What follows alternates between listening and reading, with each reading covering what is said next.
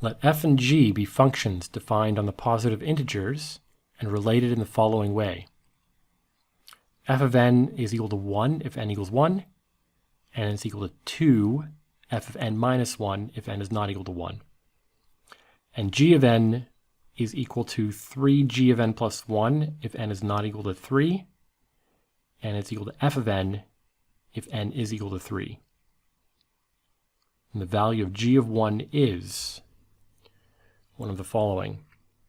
So my first thought here is that you can solve for f explicitly. Let me write down the definition of f. And remember that both these functions are defined on the positive integers.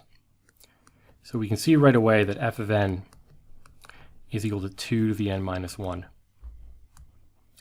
If n is equal to 1, that's equal to 0. This is equal to 1. And we get equality. But if f is greater than 1,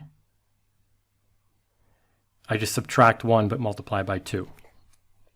Subtract 1 from f but end up multiplying this thing by 2. Every time we take a step up, we have to multiply by 2. So this is, of course, just going to be the exponential of 2. So now I can write g of n.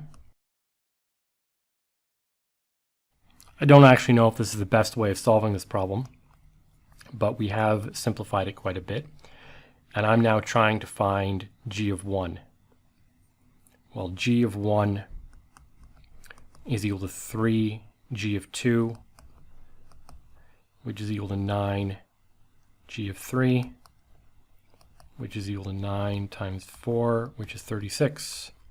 And that is one of the options we're given. So I'm pretty confident in this one.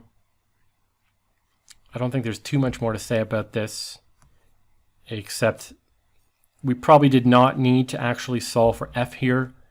We could have just started with something like this.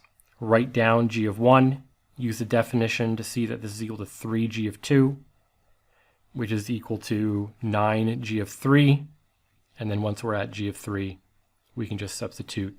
Oh, but you know what then we would have to do is we would have f of 3 here.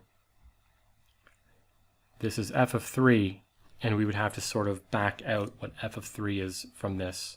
But again, that wouldn't take too long, but it was nice to have this expression immediately. If I have more to say, I'll put it down in the description. Otherwise, thanks for watching.